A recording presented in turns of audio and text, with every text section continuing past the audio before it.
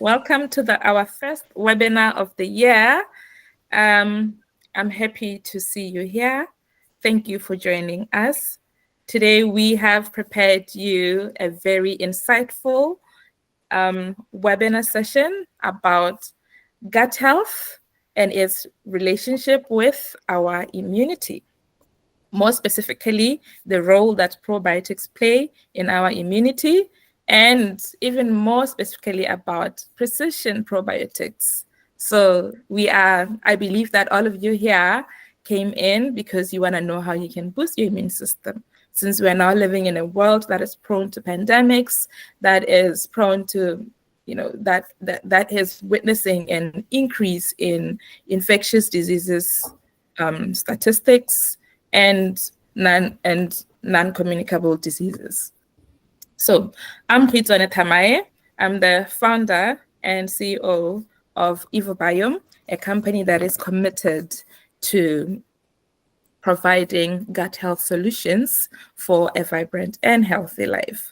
Our mission is to make sure that gut health becomes an everyday thing in each and every person's life.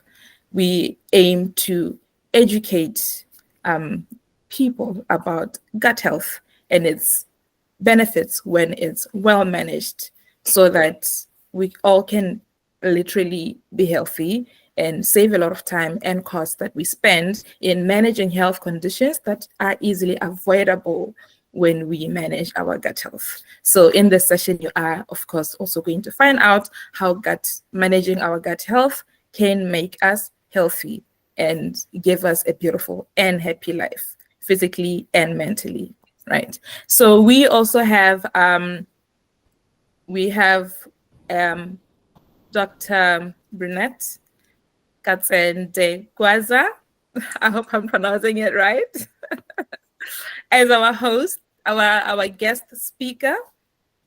She will introduce herself to you, but let me just briefly say that she is a life sciences researcher whose current research work focuses on precision probiotics. So she will tell you more about this.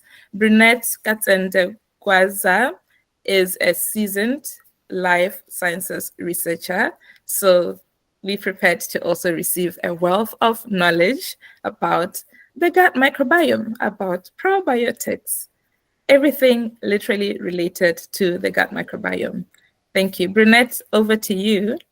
Well, thank you for having me, Hoitsi. It's an honor to be here with Evobiome today. So as stated by Hoitsi, I'm Brunette. Like she said, yes, I've spent a number of years doing life science research. Hoitsi and I actually know each other from ECT from Cape Town. This is where we met. I think Hoitsi, you're working on HIV, right? And I was working on helminths Yes. and colitis. Yes. Yes. Oh, I should have mentioned that in the beginning. Thank you for bringing it, for pointing it out. Yes. At the time, I was working at the Division of Immunology, and I was working on two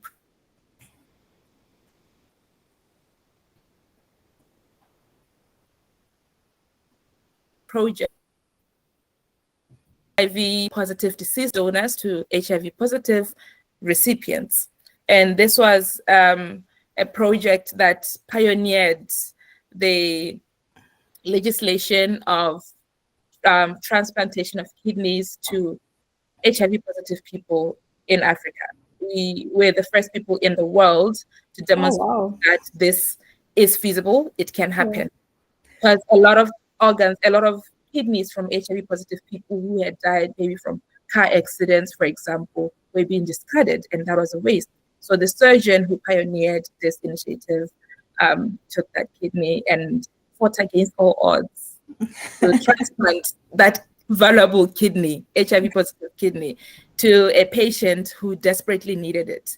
Because as we know, the pathophysiology of HIV is that it causes, among many other negative effects that the virus has on the body, one of them is organ failure, and most specifically, kidney. Yeah, kidney failures are more common among HIV-infected people in Africa, right? And then the other project that I was working on as well was the placenta, where we were taking placentas from women who just gave birth, our study participants, and we were looking at fetal maternal tolerance, as in what happens to the immune factors driving tolerance in an HIV-infected pregnant woman. So yes, that's how heavy I was on immunology at the time. And of course, Brunette and I used to run into each other in the corridors. And we would talk and we would connect. Yeah, true. I think you're in that microbiome group, isn't it? Well, I wasn't really in the microbiome group, but then I ended up having some experiments in there because this is actually the time I was introduced to microbiome research. I was looking at helminth infections, but I was using preclinical experimental models, mostly mice. And we're trying to see how a prior helminth infection can affect the gut microbiome and possibly have an effect on colitis. So colitis is just a scientific term for inflammation, right? Yes. It is one of the diseases that is grouped under IBD, inflammatory bowel disease. Yes.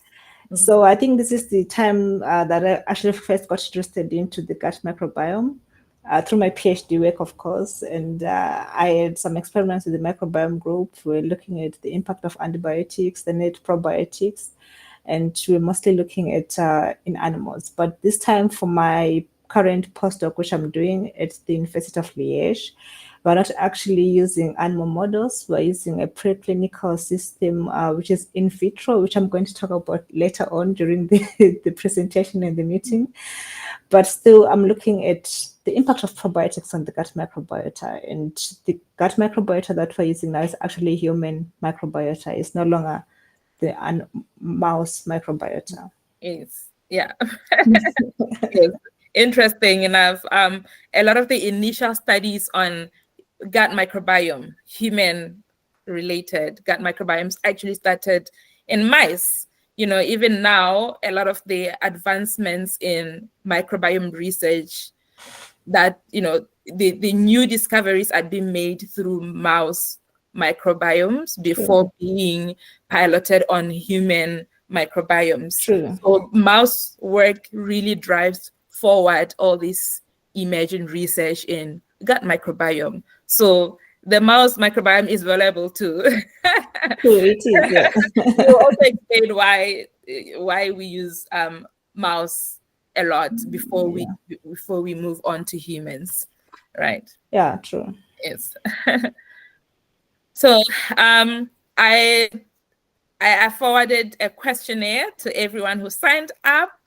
And one of the questions that I asked was, would you consider implementing probiotics in your personal wellness routine? Oh, sorry. Yes. And obviously, as you can see, it's a resounding yes.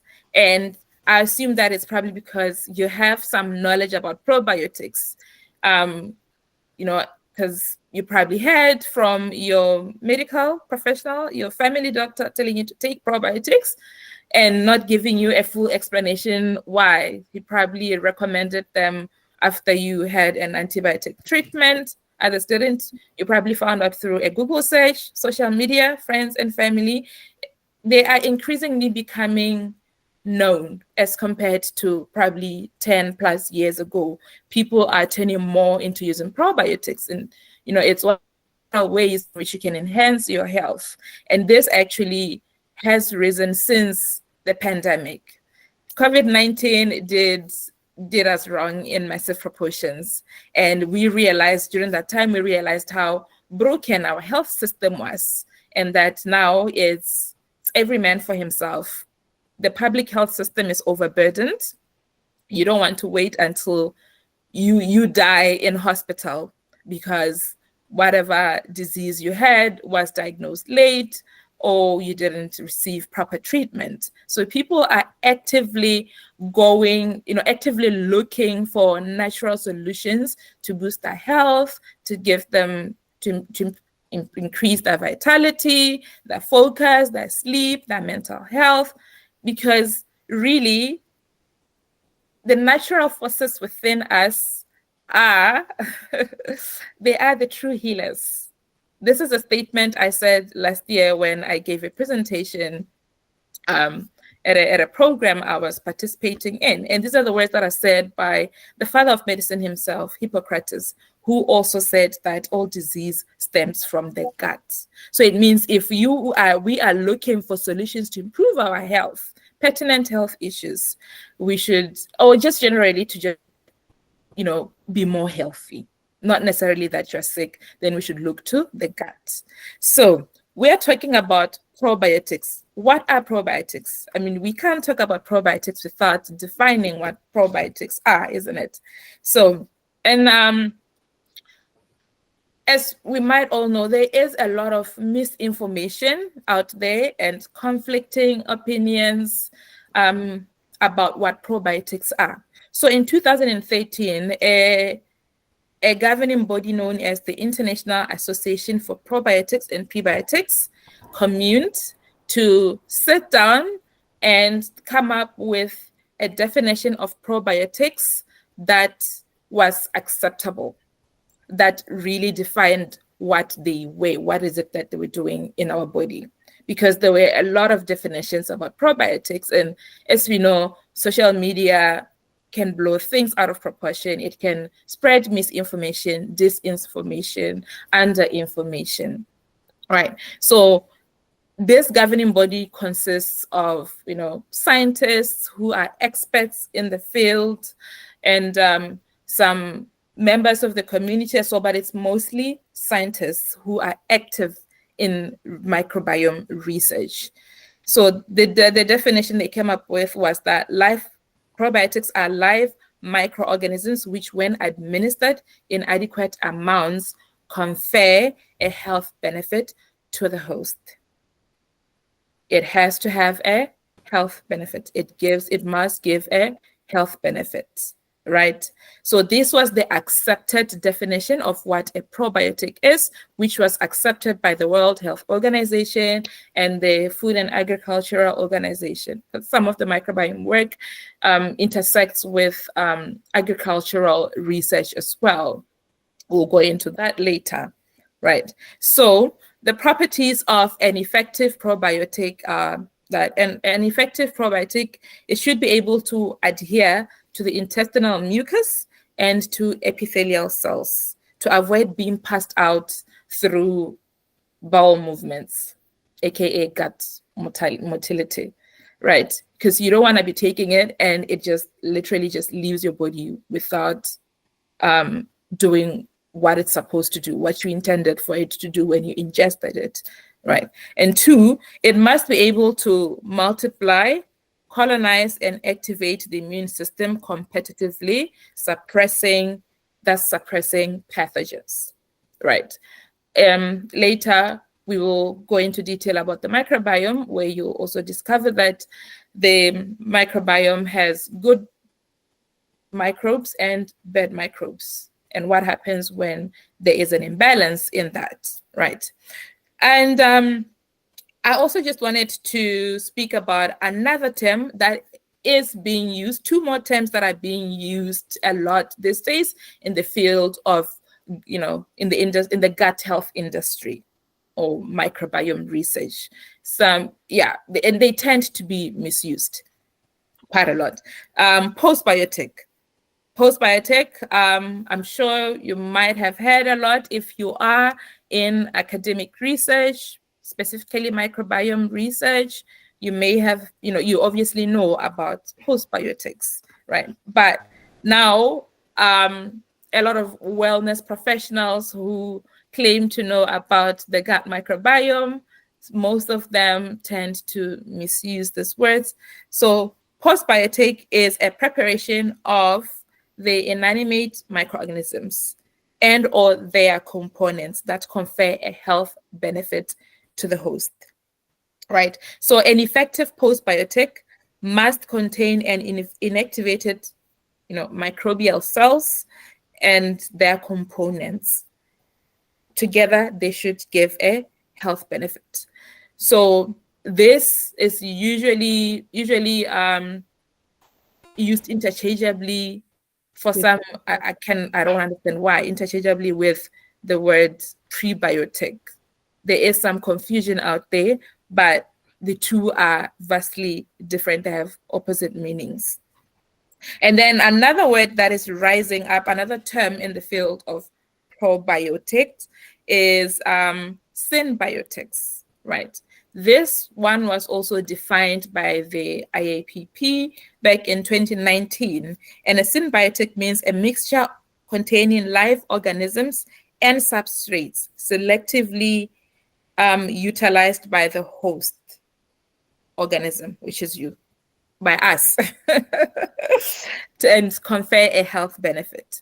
And symbiotics are becoming more popular these days. I'm sure if you bought your probiotic recently, you noticed that it'll say, like, if you look in the ingredients in the ingredient panel, it will list all the strains, and then it'll say prebiotic fiber, and it'll probably specify that it's inulin or fructose oligosaccharides in there, right? So the inulin and the phos are the prebiotics. That is the food for the microorganisms, right? So the two, when combined, the microorganisms and the inulin together and administered to a person, the two become symbiotic, right? And they are administered together to the person. So now I will hand over to Brunette to speak about the microbiome and precision probiotics. Well, thank you for that. So, like Hoiti, I've prepared a very short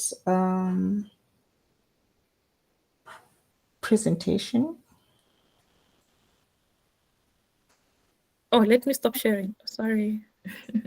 Thank you. Okay, so like Hoiti, I've prepared a very short presentation and maybe to help other people who are not really aware of what the microbiome is. Fortunately, Hoiti has already introduced what the microbiome is. But I don't know from the listeners, or do you know what is the microbiome per se? Like, what does it include? So, like Hoyt has introduced previously as well, that sometimes there's a bit of confusion in the field on the terminology that is being used. And if we're not careful, sometimes we might confuse the end users because they don't really know what we're saying or what we're trying to say. So in simple terms, the microbiome is a collection of microorganisms. The reason why we're saying it's a collection of microorganisms, because this collection includes bacteria, viruses, bacteriophages, protozoans, and etc., and some things that we're not really aware of. And it also includes the genome of these microorganisms and the impact that they have on the hosts. In this case, the hosts is the humans, because today we're talking about humans.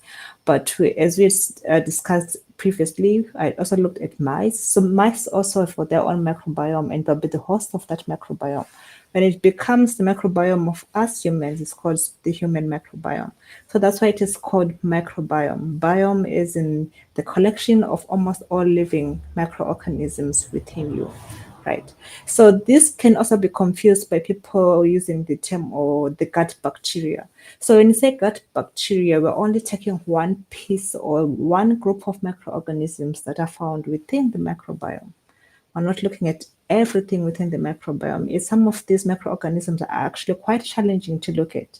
For example, there are some groups now looking at the viral microbiome, some groups looking at the protozoan microbiome. And I know in our research group, we've got someone who looks at bacteriophages, which are not bacteria, but they're still part of the human microbiome. So actually, where do we find the human microbiome? The human microbiome can be found in different places, some places that you never really expected to find them. So for example, you've got an oral microbiome, which you find in the mouth, pharynx, and the respiratory system. Then the skin, which is one of the largest organs in your body, actually, it has got its own microbiome, So that's why sometimes if you're breaking out, it's advised to put a cream or a probiotic cream, which is actually good and may prevent dermatitis. But we also have microbiome of the urogenital tract. I think this is quite known. For people who look into the microbiome now, it's quite interesting to look at the vaginal microbiome, of which I think Coetzee are very aware of this because we had it at GCT. We have a very large group of researchers who are working on the vaginal microbiome. I think what people are not aware of is that recently we have started looking at penile microbiome, meaning at the microbiome found within the penis of men, right? And then, so lastly, the most interesting part to us today is the gut microbiome, which includes the stomach and the intestines. Actually, this is suggested to be the largest reservoir of microbiome in humans. And we've got an interesting field coming up actually recently of the brain microbiome. I say this because some people say it's there, and some people say there's no brain microbiome. It's similar to the placental microbiome. Kwasi introduced something about working on placentas, and I actually was reminded that placental microbiome is one of the most controversial things to exist at the moment. We were followed by the gut microbiome, or by the brain microbiome, of course. And also we have an ocular microbiome, an eye microbiome.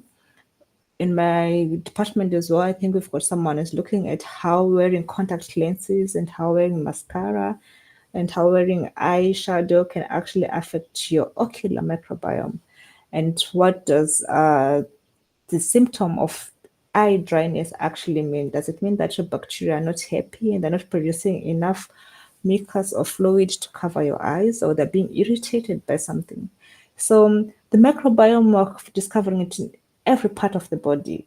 It's not what we've discovered so far is not quite exclusive, and whatever we're going to be sharing today is not quite conclusive, because we're going to be finding new stuff every day and we're going to be learning new things. So I think it's quite interesting that we're having this webinar today, as it is quite an eye-opening webinar to talk about different things. So what factors actually may affect the diversity or composition of a microbiome? There are actually quite different things, right? So firstly, the first time that a human being is exposed to a microbiome, this is the current suggestion if we ignore the placental microbiome, is just soon after pregnancy, during birth. But then your mother, the maternal habits or maternal health or maternal diet of your mother can actually end up affecting how your microbiome diversity is going to be when you grow up. If your mother has been taking antibiotics during the pregnancy, the baby may be born with an impact of the antibiotics that the mother had on the microbiome that they're going to acquire. Right. So the first time that you're introduced to the microbiome is at birth, and you've got different factors that affect the type of microbiome of diversity that you're going to get during birth.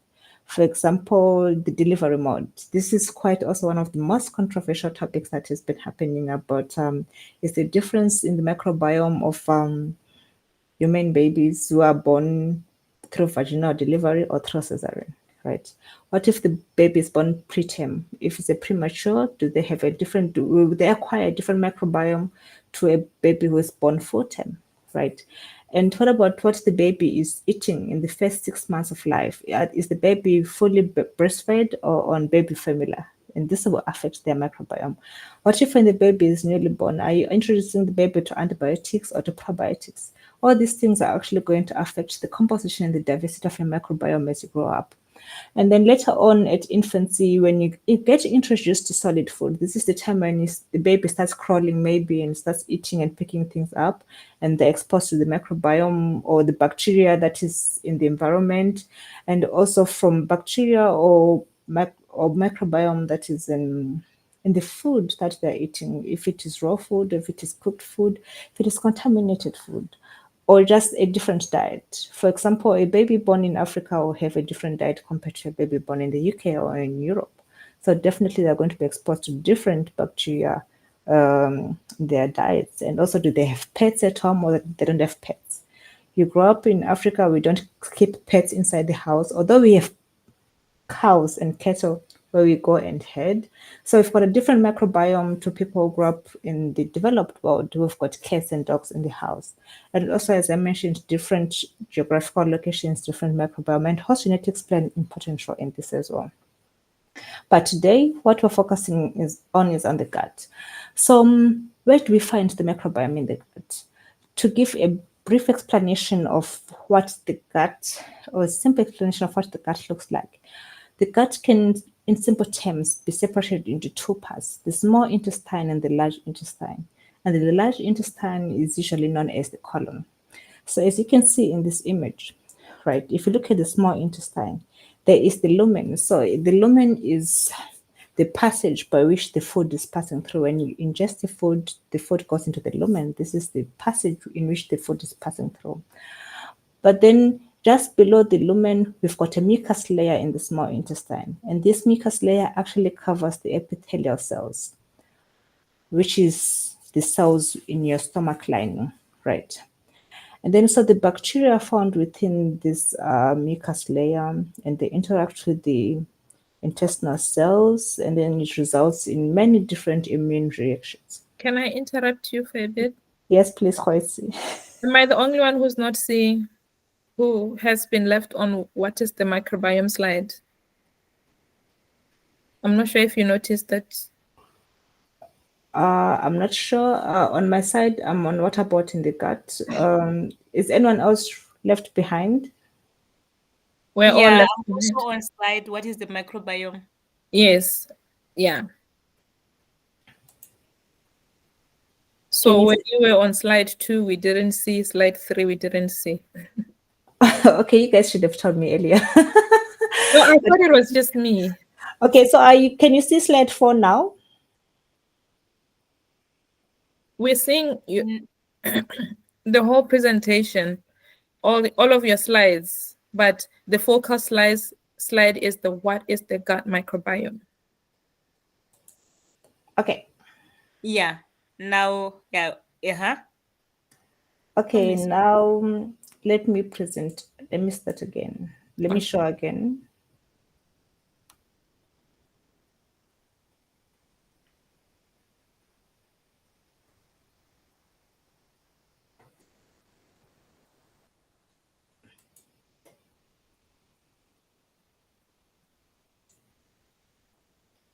Okay, can you see the slide? Slide 2, right? Yes. Yeah. You can see the picture. Yes. Can you see the slide? Yeah, you're on slide 2. Okay, I think there's an issue because I'm now on slide 3.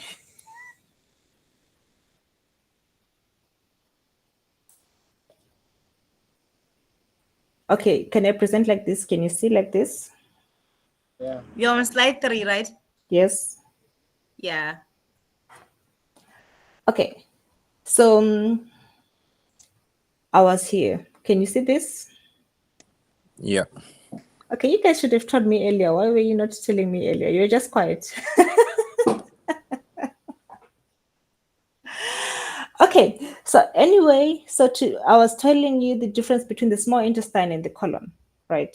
So the main difference between the small intestine and the colon is that in the small intestine, there's only one mucus layer, right? But then in the colon, there are two mucus layers, right? So in the colon, there are two mucus layers, and then there's the outer mucus layer, which is actually fluid and viscous. And then there's the inner mucus layer, which is very sterile, right? The inner mucus layer is sterile and compact and is right on the epithelial lining. So this inner mucus layer in the colon is meant to be kept sterile. There's no bacteria which is meant to be there to protect the colon from inflammation from the bacteria, right? So what role does the gut microbiome actually play in the gut, right? So in this slide, what I'm trying to show you is that there are two different stages of immune stasis in the gut. So the first one is immune tolerance, right? So with immune tolerance, do you think I can put this slide up? Can you see it? Slide number 5. Not yet. Not yet. Okay. Let's not put it up. Let's leave it like that. Okay, so in the colon actually, or in the gut, right? What is known as immune tolerance? This is the state when your gut is healthy, right? When there's no inflammation, so nothing is really wrong in the gut. This is the simplest terms that I can give to you. So you can see that we call this immune tolerance. Why do we call it immune tolerance? Because the immune system is supposed to react to any microorganism that it finds in the body as a foreign body, because we're a human being. Therefore, if there's bacteria in your system, your immune system is supposed to react. Is this true? Yes. So why doesn't your gut immune system react to the gut microbiota or to the gut bacteria? Why do you think this is so? Does anyone have an answer for this question? Is there anyone who is willing to try? Come again. You've got bacteria or you've got a gut microbiome, right? In the healthy state, your immune system does not react to this gut microbiome. Why? It doesn't see it as a pathogen. It doesn't start an immune response to it. Why? If I'll say, sometimes, I know there's antigen antibody reaction, but at the same time, when the body is not recognizing it as threat, you understand, I think they can accommodate, they can have tolerance for that. For example, I've seen situation whereby immune system see itself as, fighting against each other, like autoimmune diseases and all, you understand, because they are seeing each other as enemy. So I feel if we should see it as something that, okay, is not posing a threat, I think there might be tolerance there. Yeah, so there's tolerance. And I also saw Tachinda also replied and said this tolerance. So this tolerance, how does it come about? Yes, Pasitana. Or maybe someone else should answer because I know the answer. I think Pasitana wanted to say something. No? Okay. What was the question again? The question was, we've got immune tolerance in the gut. How does this immune tolerance come about? Why do you have this immune tolerance to the gut microbiota?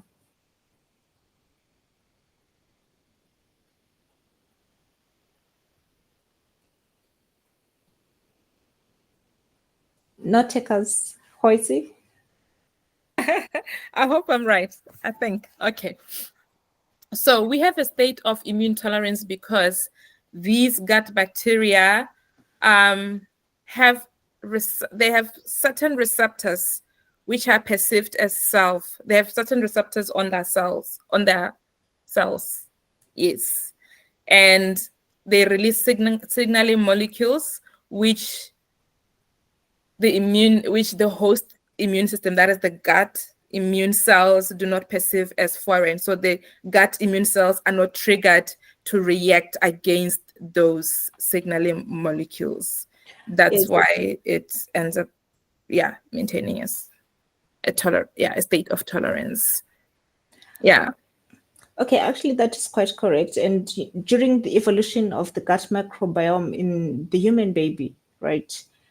When the gut microbiome is introduced, or when the microbiome is introduced to the human immune system is naive. By naive, we mean to say it's innocent. It has never seen bacteria before. This is the assumption that we're working with at this moment. So the human immune system has never seen bacteria before. But the way the gut is lined, it has got what are known as dendritic cells, macrophages, which actually act as antigen-presenting cells.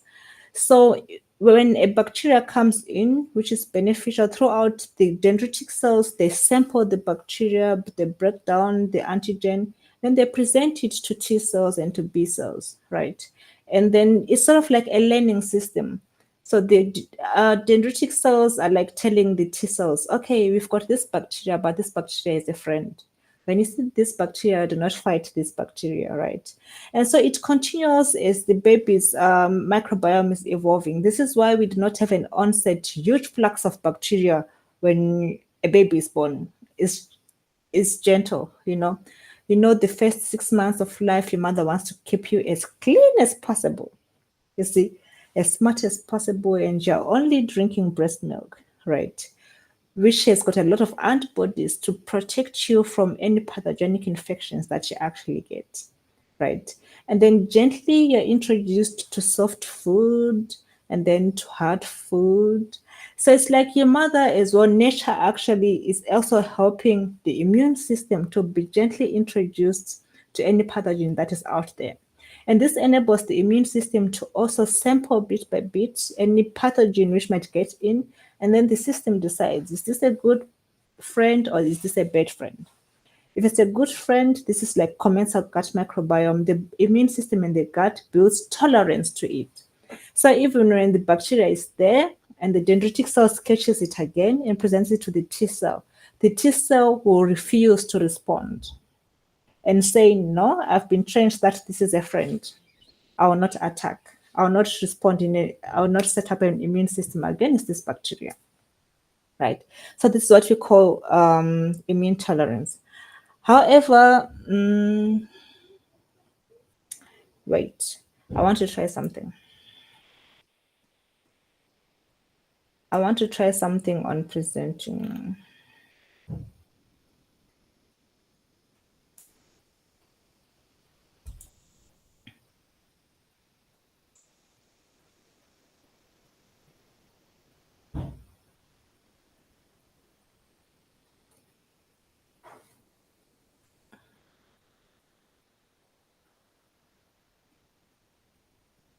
I want to see if you can see this slide. Click on slideshow, then it will magnify. Yeah. Can you see this one? Yeah. You can see the slide number 5. Yes. Okay. I can see it. So during inflammation, this tolerance is broken, right? What do we mean this tolerance is broken? It means that, for example, you have had something that has damaged your mucus layer, you've had something that has damaged your intestinal cells, or you've had something that has changed the diversity of your gut microbiota, for example, antibiotics, alcohol, chili, or anything that can cause an abrupt change in the gut microbiota. So you end up having a dysbiotic state. So in this dysbiotic state, you've got inflammation. What happens with inflammation is that the gut microbiota that was being kept in the mucus and in the lumen, away from the epithelial cells, starts getting entrance to the epithelial cells. When it gets entrance to the epithelial cells, it starts irritating the cells. And how do the cells react? The cells react in a defense mode. They have to protect the host from attacking pathogens. And therefore, they instigate a type 1 response or a type 17 response.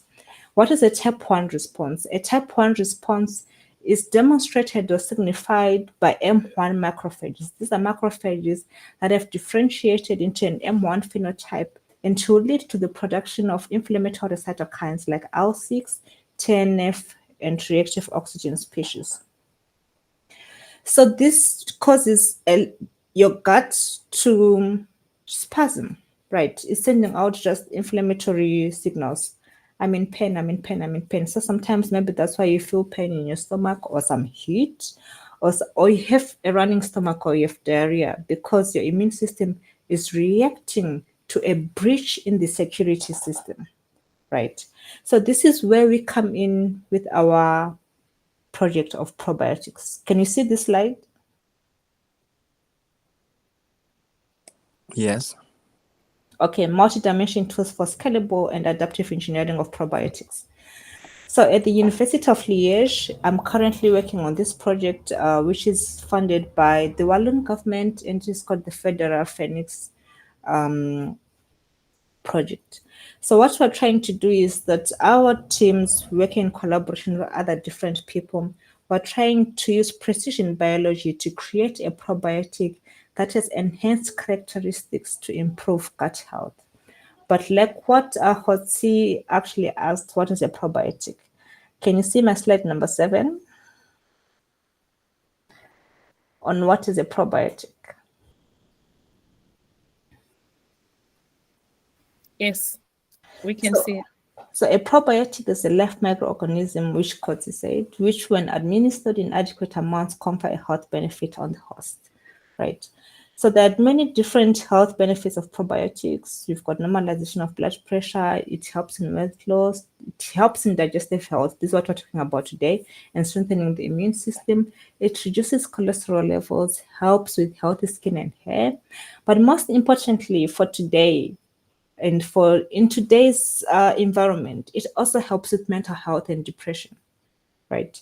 So we now know that there's a gut and brain axis model line system where if your gut is not healthy, you're more prone to be depressed or having mental health issues, or you're having metabolic stress syndromes, which might actually also lead you to having depression or mental health. So I think this is something that Hoitzi wanted us to talk about today. Like, what is the impact of having a good gut health, right? If you don't have good gut health, what does this mean, right? And how can you improve it? And it's not only going to affect your gut, but it affects you as a whole, because I think Hoitzi introduced this in the beginning, that everything goes back eventually to the heart. This is by Hippocrates, right? Most of the diseases, they start there in the gut. So this is something that was not known before. It's something that is new, especially the gut and brain axis and depression and mental health. But it's something that people are actually starting to believe in and work in. And there's good science in this, in saying, okay, if you manage to restore your gut health, your gut bacteria into a normal or into immune homeostasis, how is it going to impact your mental health? And most people have been having better mental health after improving their gut health. So in our lab, we're working in vitro probiotic engineering with improved characteristics for efficient gut colonization. We're working with different groups. I think we're working with 3 university institutions and 1 company and 1 outside research institution. It's not an academic institution. And also this is funded by the Walloon government. So my main project is looking at improving this probiotic for the benefit of pigs. This is something that was quite interesting to me because, I come from Zimbabwe. I don't want to lie to you. I come from Zimbabwe. I come from Africa. I'd never heard of making good formulations of probiotics for pigs or for animals, right? Because we don't think along these terms, right? We think along the terms of human health. But then you come here and then you see, actually, you know what?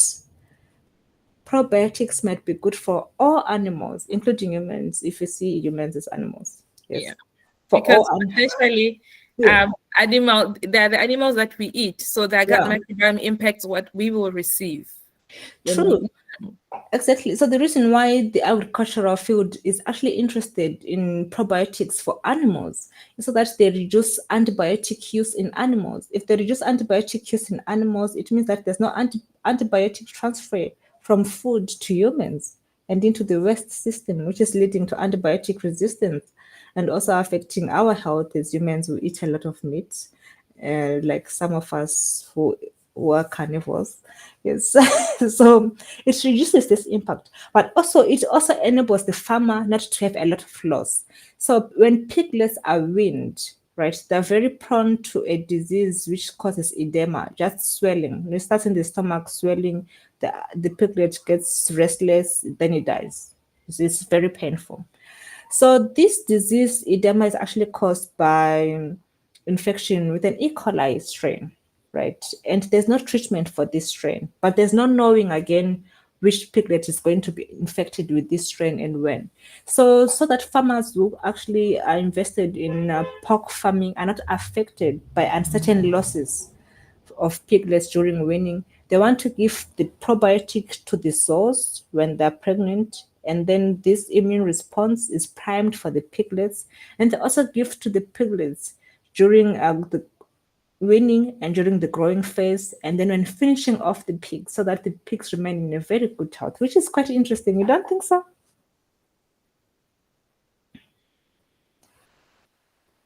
So, however, this probiotic, because we're using pigs, is not entirely limited to pigs, because you know that pigs are actually the closest models to human beings. So by them trying it out in pigs, or by us trying it out in pigs, we're actually preclinical testing for human use. in the end of the day. So what do we actually do in my lab? We work with what is known as the SHIME lab. So the SHIME actually stands for the Simulator for the Human Intestinal Microbiome Ecosystem. This is what SHIME stands for. So it is an in vitro simulator which works with different fermenters, all set to represent different parts of the colon. You can change them to represent different parts of the GIT tract, and then model these parts, and then you put your gut microbiota, and then you put your probiotic, and then you look at the evolution of your probiotic throughout the different parts of the GIT. And then you also take a readout from the supernatant and from the fecal microbiota, and then you check how the diversity of the fecal microbiota was reacting to the probiotic in different parts of the GIT, and what kind of metabolites were produced by the gut microbiota in the presence of this probiotic, right? But the most interesting part from my project is that we've got what is known as an M-SHIME compartment. What is an M-SHIME compartment?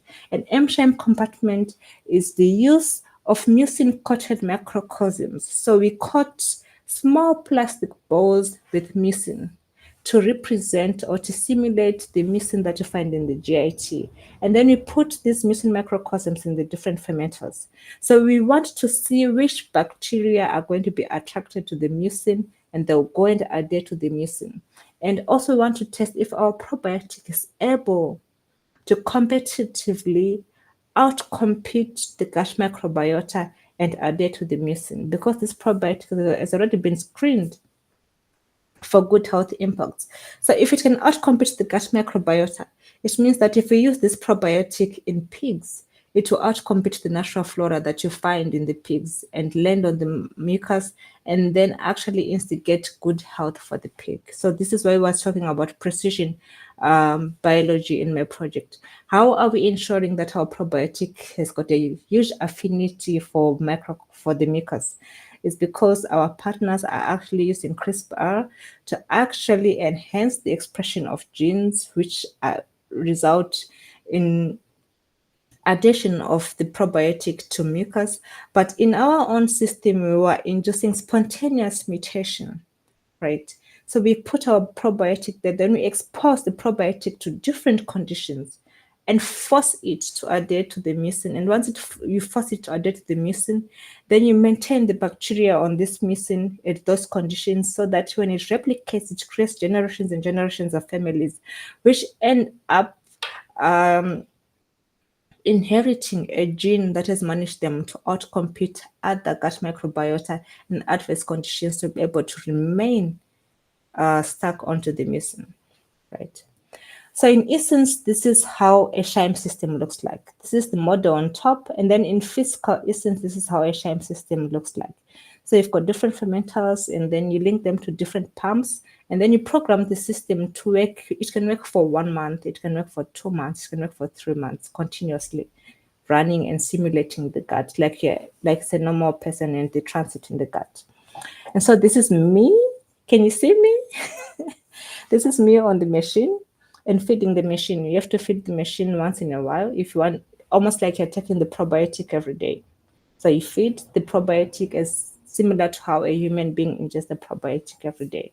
And to summarize, this is us. This is the group of my supervisor. She's the one who's sitting at the back in the right, the one in the white sweater, Veronique. And these are the team members. It's a team of girls, surprisingly. So in our group, we look at probiotics. I'm looking at probiotics. Someone else is looking at food additives and how they affect the gut microbiota.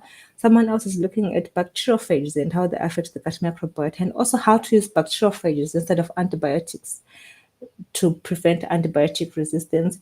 And we also look at how chemical compounds, for example, when you drink tea or you drink coffee, does this have an impact on your gut microbiota? Does your gut microbiota like you drinking coffee, or it prefers you to drink tea, or it prefers you to drink water? So this is in simple terms what we're looking at. So I'm actually open to a discussion or to questions. And I don't know if there's anyone who's interested in anything. Of course, you can go ahead. Thank you, Brunette. This was very insightful. What a brilliant presentation. We have learned a lot. Thank you. No lies. We have learned a lot. I'm just curious about do you think that your opinion on the feasibility of precision probiotics to, tailored to specific individuals with specific, like, life-threatening gut issues? For example, someone with a Clostridium difficult infection right now, like the current treatment that is being used in the US. I'm not sure about the UK. I know in the US, they do fecal microbiota transplants. So fecal microbiota transplants, some people are not yet receptive to them because it's basically just injecting poo that has been dehydrated and is in a capsule. Poo from a person with a healthy gut microbiome, good microbiome. So do you think that precision probiotics would come in to bridge that gap and be able to deliver exactly what this patient needs with this severe gut issue, such as that C. difficult infection, or maybe even colorectal cancer, for example? Yeah, as we know, the rates of colorectal cancer are actually quite high, especially here in the UK. Bowel cancer is off the roof. Not only the UK, also in America. Let me just say in developed countries, gut issues are the main causes of all these non-communicable diseases, more specifically colorectal cancer, because it's the most popular one.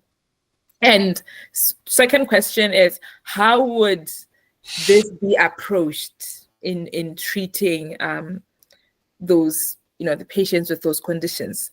Because I was reading earlier in the week, one of the concerns with probiotic manufacturing is scaling, controlling the environment of the bugs. I don't want to sound too technical, but a lot of this happens in bioreactors, and most of the microorganisms do not survive from the first stage to the very last stage, where we just now have the final lyophilized solution, dehydrated product, not solution, product, and then package it and sell it to customers. Yeah. I think I'll first address the first question about precision probiotics. And in the case of C. difficile, like in America, they're using fecal transfer material. I think it's actually been quite, despite one or two cases, it has been quite successful for C. difficile. And of course, sometimes, most of the times, you either have to drink the fecal material as a liquid, or you take it as a pill. I think, which is quite challenging. But listen, the interesting part is that I was actually listening to something along these lines recently, and what other groups or companies or biotechs or startups are actually looking at is, instead of doing a fecal transfer, right, that they actually want to identify just a group of bacteria which they think are found in the fecal transfer, which are actually important to result in the healing of C. difficile infection, right? So in this way, this will be more like precision. No, this is a precision formulation. Instead of just going like, okay, this one has got good poo, we can use this poo to be a fecal transfer for this one and this one and this one. And to eliminate also the issue of drinking poo, So they're trying to do a precision formulation where they take a groupings, maybe 10 or 15 bacteria, which is naturally found in the gut, right? And which they've optimized to know that if you give a C. difficile patient this group of, or this formulation of bacteria, they're going to have improved gut health. So for some of you who are not aware, why we're talking about C. difficile. C. difficile is very difficult to treat, right? It's a painful condition. You can literally die from it, right? It's difficult to treat. So once you're treated today, after a few months, it can come back. Once you're treated, it can come back. So they are thinking that the bacteria that we're using to treat C. difficile is the one that is enabling the C. difficile to come back, because it is also affecting your gut microbiota, right? And then your gut microbiota is not strong enough to fight this C. difficile.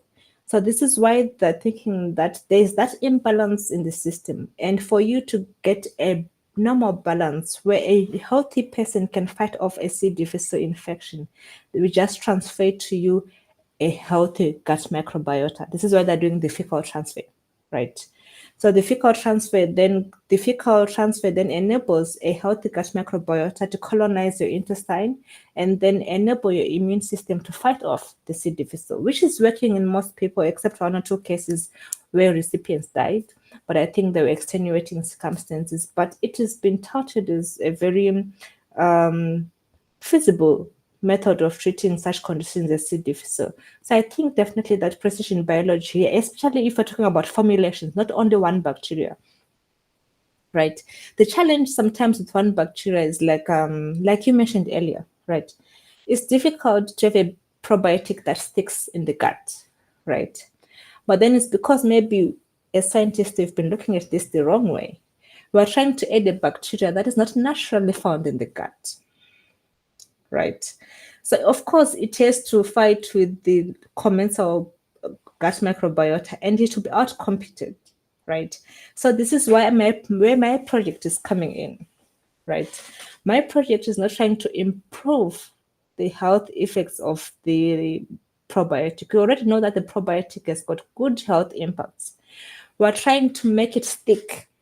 We're trying to prevent the probiotic from being swept out from the system, from being outcompeted by the gut microbiota. So this is the precision part that we're bringing in. We want this Lactobacillus plantarum to stick there. Once it sticks there, it can enable colonization, right? So the approach, I think, to how we can have precision biology, like for in this instance, like I said, formulations can work. But maybe there's also a suggestion that, at one time, most of us were healthy at one point, So when you're healthy, you can form your own pool bank, you see. When you're healthy, you collect your own pool bank, then it is preserved for you. And then when you get sick, like for instance, you don't keep it in your house that yes, I know it's interesting. There are companies now that are actually forming pool banks, I know that for companies that are forming pool banks, you guys were sitting on money, Anyway, if you're thinking of a startup, start somewhere. There are companies that are running on pool banks, right? Mm-hmm. And they're supplying hospitals for fecal transfer. And I'm not joking and lying with you, right? So in this instance, you can keep your own sample. It's almost like what they were doing with cord blood. You keep your own sample. Then when you do get sick in the later on life, and you cannot be treated by normal medicines or vaccines, you can then just go back to your pool bank, and then they transfer your previous gut bacteria to you, which will enable colonization and better gut health. So I think this is also a form of precision, like it is tailored for you because it is yours, right? It was yours previously, it is yours as well. But then there are also people who are actually very good donors. There are people who've got perfect gut health, and they've been noticed to be very good donors. These people have been, they're encouraged to remain very healthy. If you're out there, please remain very healthy and keep donating your pool. It's good. So there are multi-donors, they're prevalent donors. So they donate their material, and then it is actually kept in institutions to actually help people with similar conditions. So if it worked on one person with this condition, if a patient comes with a similar condition, then they can just take that pool, which they know was successful with the previous patient, and give it to the next patient with similar symptoms. So I think in the broader sense, this is also like precision. They're identifying this pool for this condition, this pool for that condition, and this pool for that condition. This is something along those lines. But before we end this discussion, I want to know if Dr. Mona Lisa Manonda would like to comment.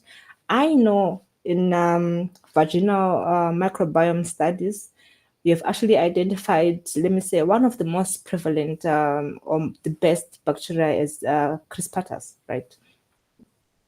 And they've actually started suggesting, the person has got persistent vaginal inflammation.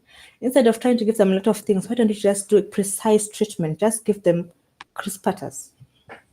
Is this true, Mona Lisa? Yes, it's partly true, but we also found that for my study, I was isolating lactobacillus strains from women who, I don't know if you know, bacterial vaginosis, like inflammation in the vagina. So some of the women had BV and others did not have BV. And we found that L. crispatus from women with BV is not as protective as L. crispatus from someone who has a healthy genital tract. And then we went on to look at the protein content of those. So it was not just L. crispatus. We had different types of species, but L. crispatus was one of them. But for all of those strains, there was that difference between the two groups. And then we looked at the protein content of those strains, and then we found that there was a difference between isolates obtained from women with BV and isolates obtained from women without BV. So I think that's one of the things that needs to be looked at before you harvest strains for use in probiotics. And then also the other thing was there was strain level difference, that you'd have a couple of strains from one person, but all of those L. crispatuses from that one person were not equally effective. Yes. So yeah, so there's that as well. Well, this is quite interesting actually, because it's the same thing that is also confusing a lot of people in gut microbiome as well. Like, why is this bacteria protective in this person, but it's a pathogen in another person? For example, Helicobacter pylori, right? You see, H. pylori, if someone says, I've got H. pylori, we automatically think that they've got stomach ulcers, they're going to get stomach cancer, right? But you know that H. pylori has actually been shown to protect against colitis. You see, yes, you should look up at the publications. And apparently it also depends on the age. In kids, H. pylori is very good. In adults, it's not very good. So I think this is what Dr. Mona Lisa is trying to bring up, that it's context dependent, it's strain dependent, it also depends on the person. Right. I think this is the complicated part about the gut microbiome, which is also quite interesting because it enables us to study along different avenues. But maybe this is where, like Kosti, you're interested in, this is where we actually need to look at precision biology. Like, can we create bacteria that are very precise with what we know that they can do, and then we use those instead of guessing this one is from healthy, it will work, this one will work or not work in this person. I don't know.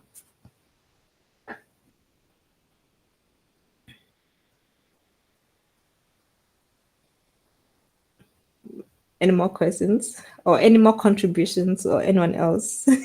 Comments. Thank you, Dr. Mona Lisa, for your contribution.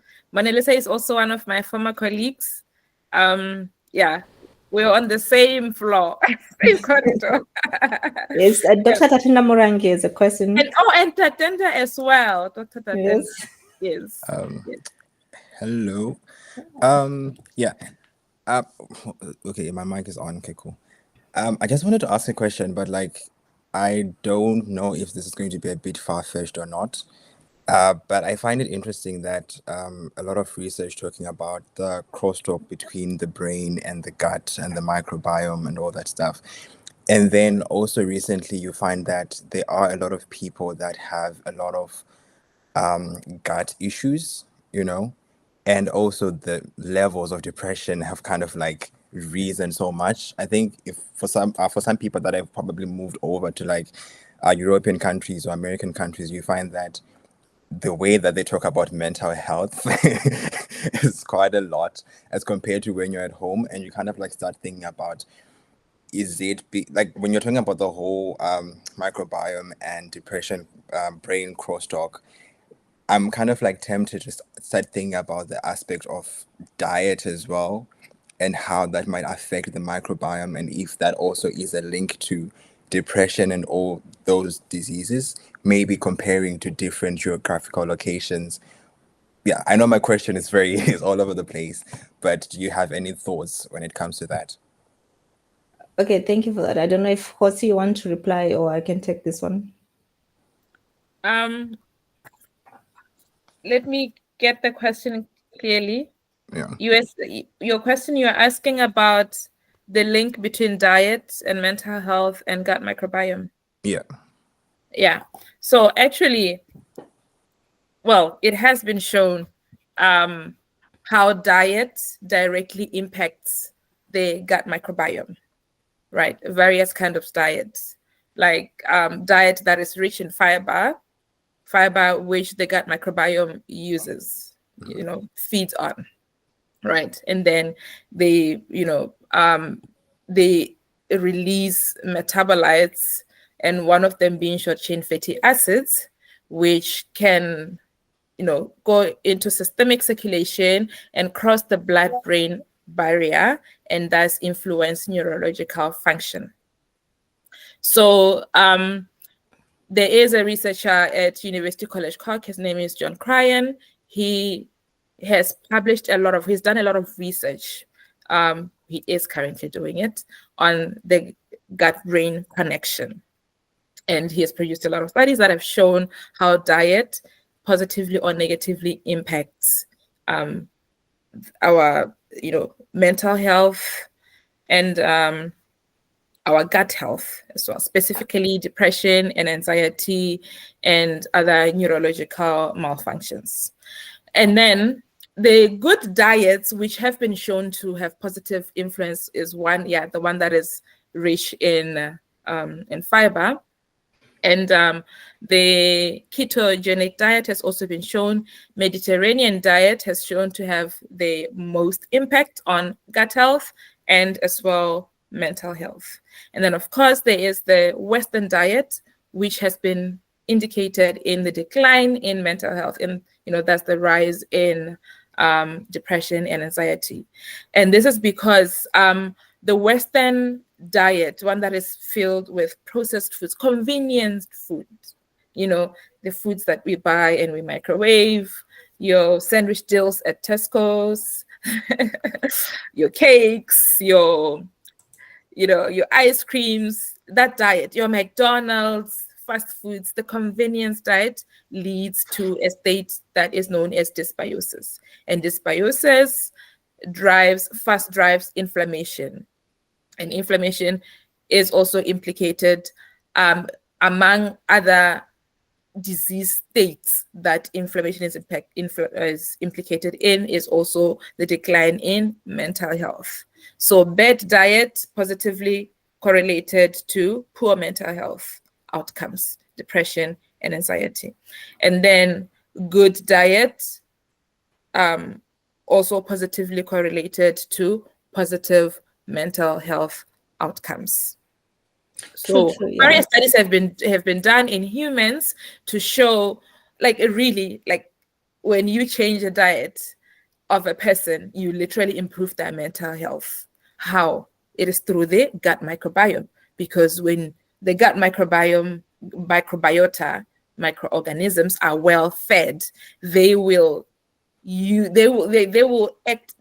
have physiological and biochemical processes within them, and within that internal biological physiological processes, they produce substances that we benefit from, the short chain fatty acids, which are anti-inflammatory.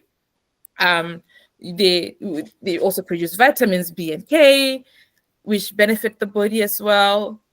Yeah, so the main thing that I would say drives positive outcomes in mental health when it comes to diet is the production of short chain fatty acids. And the good diet as well, that is rich in fiber, that is plants, whole grains, legumes, fruits and vegetables in their varieties, also encourages microbial richness as well. And diversity. Yeah. She can add more. Brunette can add. Yeah. Yeah, actually, thank you for that, Kwesi. And I think in simple terms, I want to make this reply short, but short and interesting, actually. So when you look at how the microbiome has evolved with human beings, right? it means that we've gone to a symbiosis, right, which enables fitness for both organisms, right? So what is happening in the context that you're talking about, Dr. Tashenda, is that as we were evolving, the gut microbiota actually prefers to digest fiber, dietary fiber, or fermental fibers, which us we cannot digest, right? But which is good food for the gut microbiota, right? And then these fibers actually, when the gut microbiota breaks them down, they release a lot of metabolites that are actually immune regulatory, and that can also pass into the blood system and then also be transported into the blood, into the brain through the blood-brain barrier, and then they cross and then they can impact the brain immune system. Right.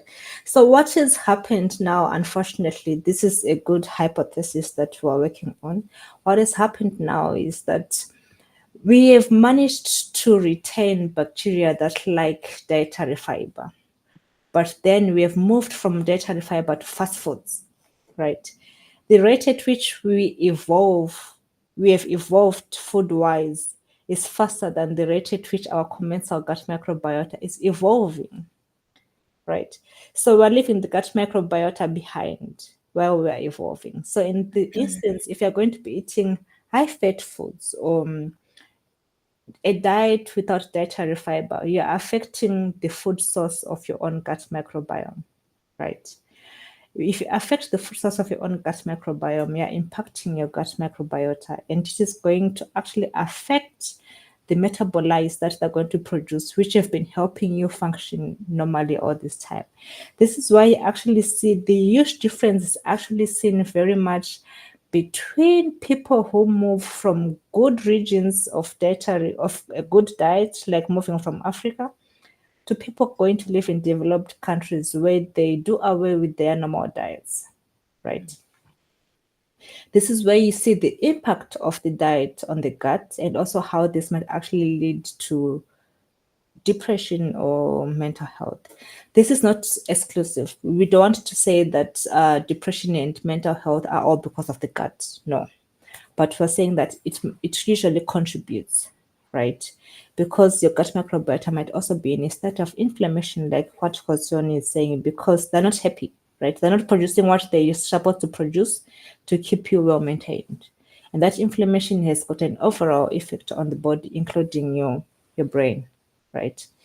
And this is also why sometimes this is postulated, because I know that someone will be seeing this video. I don't want you to say, but this is what Dr. Brunette said, no. But mental health issues sometimes are seen in teenagers, right? Mostly than in toddlers. Why?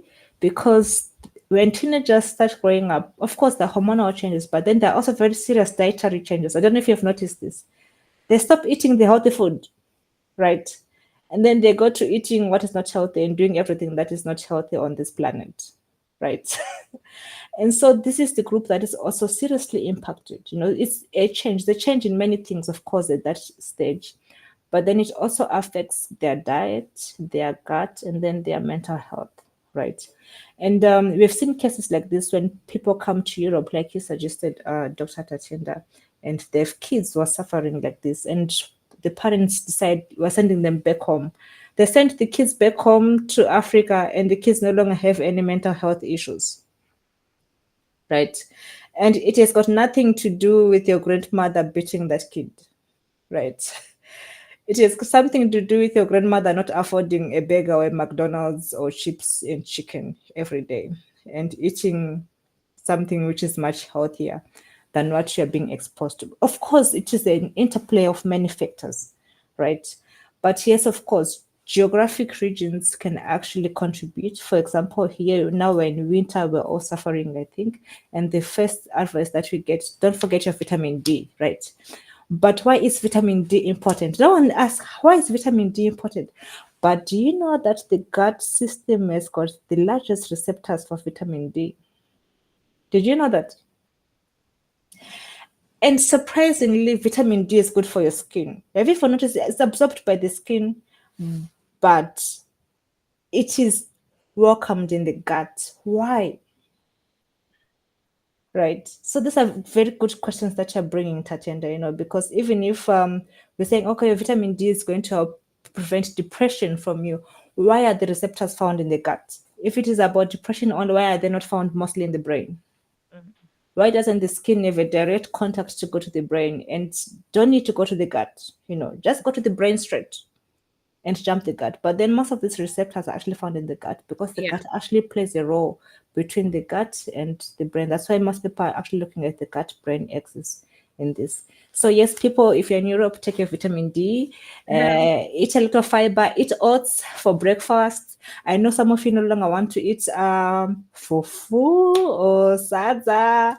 Yes. How do you call it in Botswana, Hoiti? We call it paleche. Paleche. Paleche, yeah. But also talking about those fibers as well, there are good fibers and there are bad fibers, If you can avoid white maize, avoid white maize. Yeah. You see? Or eat it while cold. Yes. Like cook it, refrigerate it, and then eat it while cold. Because in that way it becomes resistant starch. Yeah. Which the microbiome loves. Yeah, but we like it hotter, let's be honest. So what I've been doing is here, I've been buying semolina. Yeah. And I prepare porridge with it, like soft porridge for breakfast. Yeah. So I mix it with quinoa. So on a weekly basis, I batch cook my quinoa because I don't want to spend a lot of time cooking in the morning while getting ready for work. So then I prepare my semolina porridge, throw in some quinoa in there, to give it that fiber because it doesn't have fiber. I cannot bear eating anything that doesn't have fiber. Even the oats, when I eat them, I add my quinoa, I add my milled mixed seed powder in there as well, because the more fiber, the better. Yeah, you can also try looking for millets, which we were eating as culturally, right? Yeah. Which actually our bacteria, the good bacteria in us, are actually well adapted to the millets, provide better energy and better metabolites and better food source for the bacteria. But the other thing that I wanted to talk about, since we're talking about gut health, is fermented products. You see, we have this in our culture. We've got maheu. I don't know who remembers maheu. I know in we also have that maheu. Yeah, and then you've got amasi. Dr. Mona Lisa, mas from South Africa. You're eating a lot of mas. Yeah, we're trying. Yeah, Michael, I don't know. You're from which country? Sorry, Michael. And what do you eat? Any fermented foods from your country? They don't eat amasi and amaheu in Nigeria. He's from Nigeria. Okay. What do you eat, Michael? Fermented food? No, we can't hear you. Sorry, on mute. Yeah, can you hear me now? Yeah, now we can. Yeah, I was shocked when you mentioned fufu. Do you know fufu? Yes. That was what I ate this night. So I was shocked when you mentioned that. Wow. So fufu is global. Yeah. Also fermented. Fufu is fermented foods actually, because they ferment yam and then grind it. So it is the fermented food for them. Okay, so we should actually eat more of this. If you do not have access to this in the country you're currently residing in, you can look at Greek yogurt, right? Or yogurt with cultures, cafe. You can look at kombucha. You can look at sauerkraut, kimchi, right? It's good to also eat food from different cultures, to learn. But you might find yourself lacking something. For example, I like Greek yogurt, but I've never seen Greek yogurt in Zimbabwe. If it is there, I think it's a version of something else. Yes, we can try to eat these fermented foods. They actually help. They present a lot of oligosaccharides or different fermentable material to the gut microbiota, which actually helps you. Yes. So yeah, we should. I'm really happy that we had this discussion. I don't know, maybe next time, Hosi, you might try to invite Dr. Mona Lisa and she talks about it's coming. The vaginal microbiota, because I know that I'll reach out to her. Yeah. Yes. Just in case you are not aware, the vaginal microbiome is actually suspected to be heavily seeded by the gut microbiota. Yes, I know that. Yeah. Yeah. So even if when you disturb it or you clear it out, it will self-seed. Yeah. And it's also suspected to come from the gut microbiota. So in this instance that yes, we're talking about the gut microbiota and health as well. Yes, we need to talk about the vaginal microbiome. This We is will. interesting. We will. The discussion is Yes, coming. it's actually quite One of related. the Yeah. yes, Dr. Mona Lisa, you can speak. No, I was saying it's related. Yes. Yes. There's been evidence of some interplay between the gut and Yes. the genital tracts. And I'm sure that is something that many women are curious about. Like, if I manage my gut health and keep it healthy, would it also benefit my vaginal health? Because I'm struggling here with BV, with Candida, you know. Yeah, so this is something that we're going to, it's a future webinar, that near future webinar. So we will release that. Actually, I wrote in, there's a blog I was writing 2 years ago where I spoke about vaginal health having been demonstrated to assist with full-term pregnancies. There was a study in Denmark, I think, of this woman. Well, there was this woman, she was a patient in one of the hospitals. She had a history of multiple miscarriages, and she had 2 stillbirths on top of that. And they studied her vaginal microbiome, and it was imbalanced. And then they seeded her with donor healthy vaginal microbiome, and she fell pregnant. Like, they seeded her in a dose-dependent manner over a period of time. And of course, there were restrictions they placed on her while they were studying her. So you're saying that they asked her not to have sex? I'm not sure I remember whether there was a requirement, because she fell pregnant Wow. during the study. So she did have sex. So obviously they gave her some guidance on what to do after having sex in order to not disturb your vaginal microbiome. So she fell pregnant, and this time she carried to term while she was on that VMT, vaginal microbiota transplant. We're speaking about poo transplant, fecal microbiota transplant, but vaginal microbiota transplants are also becoming a thing.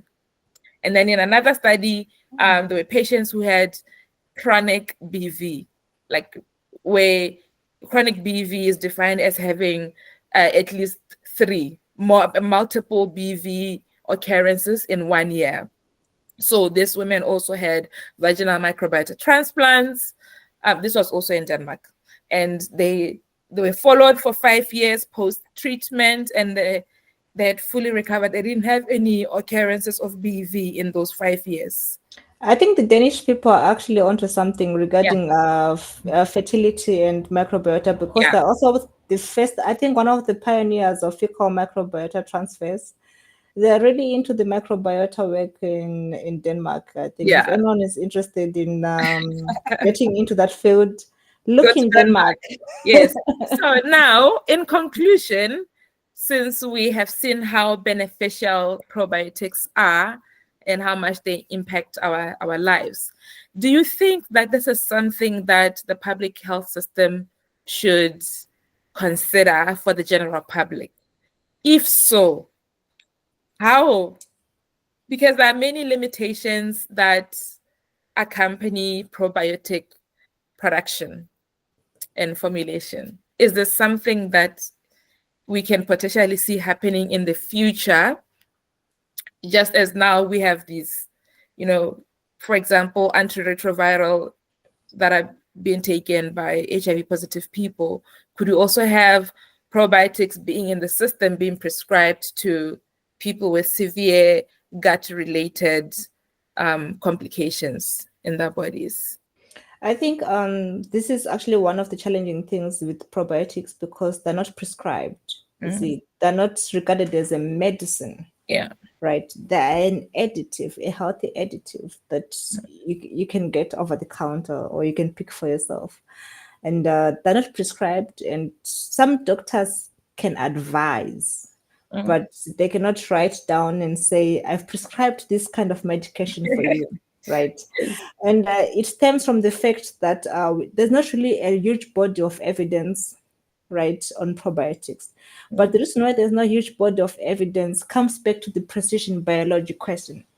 Because the microbiota is a very diverse field, and everyone has got individual microbes, right, which have acclimatized and evolved to your immune system, right? So even if the clinical trials of 500 people, right, to test a probiotic, that probiotic might be helpful maybe in 500 people, and then the rest of 4,500 it will not be helpful. But doesn't mean so. The thing is, in science we use significance levels, Yeah. right? In significance levels, this will be not significant. Like Yeah. the probiotic did not have an impact, but it actually had an impact on 500 people because the microbiome is very diverse, right? So it might have improved, or maybe someone in this condition needs a different set of formulation compared to this person. So because of this lack of clinical trial and then lack of clinical trial data with huge significances, it has been difficult for regulating bodies to adopt probiotics as a medicine, right? Exactly, Dr. Mona Lisa. There's no one size fits all approach in this way, because in medicine we are used to saying if a person has got a bacterial infection, they're getting metronidazole, right? In probiotics, there is no saying if a person has got dysbiosis, you're getting this probiotic, right? And it works for everyone because the dysbiosis can be caused by different things. So you need different formulations for different people. So this is what is affecting the probiotic field in the prescription field. But however, what we should acknowledge at the moment is that many people are actually getting the hang of probiotics. So even if medical doctors are not prescribing probiotics, they are advising probiotics. Like, some prenatal vitamins now, they've got lactobacillus strain, you see. Or you need to take prenatal vitamins with lactobacillus strain, or you're having a stomach upset, I'm not going to give you anything. Can you try giving your child Greek yogurt? Or can you try giving your child this? I know in Belgium, if at one time I had vaginal dysbiosis, right? And then so I went and canesten was not working. You see, canesten was not working.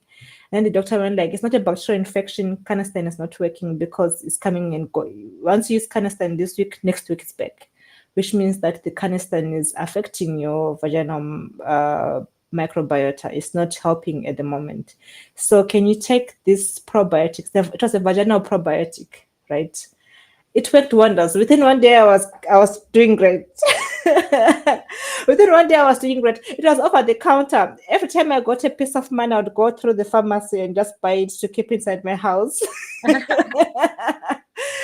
it was working, right? But then I really loved this because the doctor advised, even if they cannot prescribe it as a medication, they knew that it works in some people, it helped some people, and it helped me to the extent that if I hear any colleague complaining about this, I go like, did you try this? Did you try this? Yeah, did you try that? So we know the limitations to getting to the prescription state. We hope that we're going to get there. But also it is not a death sentence, because what we should be pushing for and what we're happy about is that we're actually having these discussions. Our doctors are having these discussions, right? We're acknowledging these issues, like your gut can be balanced by a probiotic. You can eat fermented foods. You can eat more fiber. It will help you. Go and exercise. Go and get vitamin D.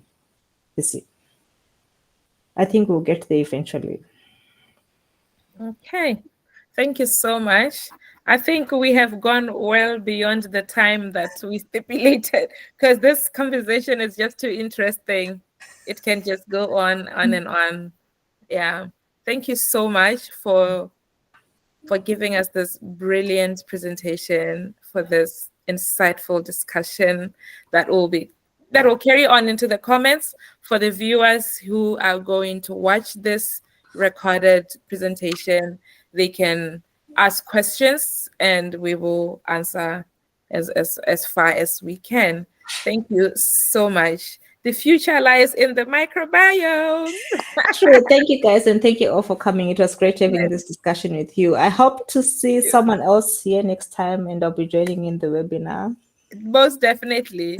And the last words usually when what I say to our clients after a session, well, it's the mindset that I've also adopted. Before I eat something, I ask myself, does it feed my microbes? If it doesn't, I leave it. Does coffee feed your microbe? Because coffee is good. It's debatable. It's debatable. Some say the polyphenols in coffee, we need coffee, they help. But no, it is debatable. I think I saw some fake studies sometime last week. I'm like,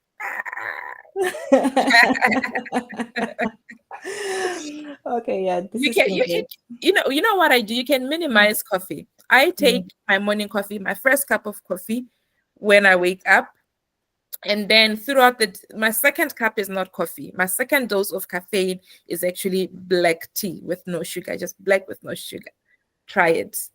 And then that's my pick me up like mid-morning. And then after that, all I do is drink herbal teas. I'll be drinking your licorice tea, which also benefits the microbiome, mint tea, lemon and ginger until in the afternoon. I think I stopped drinking hot drinks around 3 p.m. or 4. Yeah, so if you want to maintain energy levels, if you feel like coffee is start with coffee and then the black tea. The caffeine content is potent when it's not masked by the sugar and the milk that we put in the tea. Yes. Dr. Michael has got something to ask. Yeah, thank you so much. I would like to ask you a question. For me, if I take coffee, I can go 3 days without sleeping, and that's what I stopped. At some point, I was scared, and I don't know if it's normal. I feel that this is not really normal. Like, how can I? Because most time, let's say I want to write the exam, that's what I do. If I take coffee, I can go 4 days without sleeping. Even if I'm sleeping, any slight sound will wake me up. So I don't know if that is normal or if you guys feel same way after taking coffee. I think it is. I mean, that is the whole purpose of coffee. It gives you a boost. But if you're too sensitive to it because you don't drink it very often, then look for the mild versions of coffee because there are different roasts. There's low roast, mild roast, medium roast, and dark roast. See, look for the milder versions of coffee.